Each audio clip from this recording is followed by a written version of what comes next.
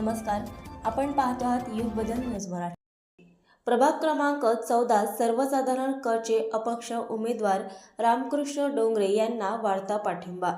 अकोला मलकापूर येथील माजी पंचायत समिती सदस्य श्री प्रल्हाद पाटील व सुभेदार रमेश खंडारे, माजी पोलीस अधिकारी प्रकाश तायडे यांच्या प्रमुख उपस्थितीमध्ये प्रभाग क्रमांक 14 सर्वसाधारण क चे अपक्ष उमेदवार रामकृष्ण नामदेव डोंगरे यांच्या प्रचाराची सुरुवात मलकापूर येथील श्री संत गजानन महाराज मंदिर येथे माजी पंचायत समिती सदस्य श्री प्रल्हाद पाटील यांच्या हस्ते नारळ फोडून प्रचाराची सुरुवात करण्यात आली।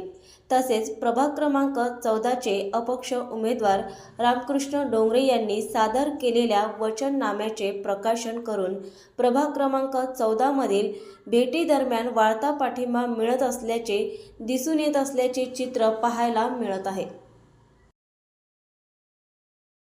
महानगरपालिका सार्वजनिक निवडणूक अकोला 2026 प्रभाग क्रमांक 14 सर्वसाधारण क चे अपक्ष उमेदवार माननीय रामकृष्ण नामदेव डोंगरे साहेब यांची निशाणी नारळ आहे। बटन क्रमांक 7 आज यांचं आमच्या मलकापूर एरियाचे प्रल्हाद पाटील ज्यांनी आपलं भरपूर आयुष्य समाजसेवेसाठी दिलेलं आहे यांच्या हाताने आणि संत श्री गजानन महाराजांच्या कृपेने आदरणीय रामकृष्ण डोंगरे साहेब यांच्या नारळ निशाणीचं नारळ फोडूनच इथून प्रचाराची झालेली आहे।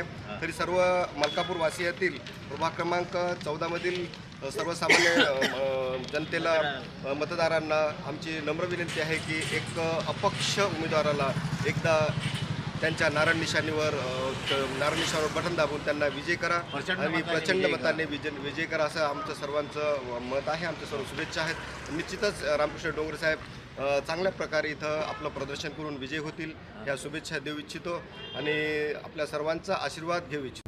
नवीन अपडेट मिळविण्यासाठी चॅनलला लाईक आणि सबस्क्राईब नक्कीच करा।